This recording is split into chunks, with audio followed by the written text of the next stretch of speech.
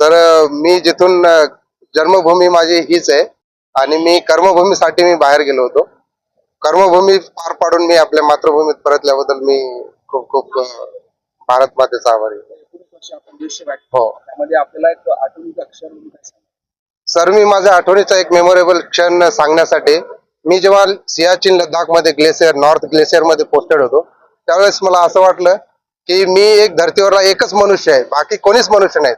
तिथे एक असं वातावरण क्लायमेट असतं की तिथे माणूस पक्षी वारा काहीच नसतो एक्सेप्ट आईस बर्फ, याच्या व्यतिरिक्त काहीच दिसत नाही. तो माझ्या तिथं केव्हा अव्हेलांच येतील केव्हा मग क्रेव्हास मध्ये आपला हे जाईल तिथे मला भरपूर म्हणजे असं एकटेपणा वाटला. सर मी भरपूर ठिकाणी अनंतनाग राजौरी आणि पुन्हा इकडं पूंछ मध्ये पुन्हा ग्लेशियर मध्ये पुन्हा नॉर्थ ग्लेशियर हे सर्व एनजी वगैरे काढले. आज आनंद व्यक्त होतोय का? भरपूर भरपूर आज आनंद व्यक्त होतोय की मी सुखरूप म्हणजे इतकं मृत्यू माझ्या डोक्यावर असा थैथे नाचत होता तरी पण मी मृत्यूला म्हणजे हरवून मी पुन्हा आपल्या जन्मभूमीत आलोय. देशसेवा करत असताना कधी दहशतवादी चकमक होत असते की? सर आम्ही जेव्हा मी ब्रावो कंपनीचा एक ऍज अ शिपाई होतो त्यावेळेस आमच्या सोबत एक इंट मिळाली होती, पण आमच्या हातून तो निसटून तो एक ड्रोन आमचं खराब झाल्यामुळं तो निसटून चकमा देऊन.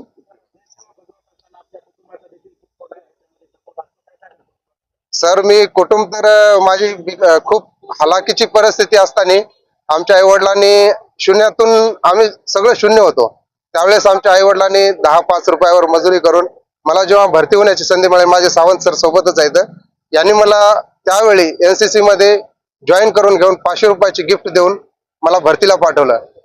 तसंच माझ्या आई वडिलांसोबत गुरुचा पण तेवढाच वाटा आहे. गुरु हेच आई वडील आहेत. सेवा तर झाली, पुढे काय करण्याचं? सर आता पुढं इथून पुढं पण आज मी वर्दी उतरतोय पण आणखी सेवा माझं देश सेवेचं कार्य चालूच राहील.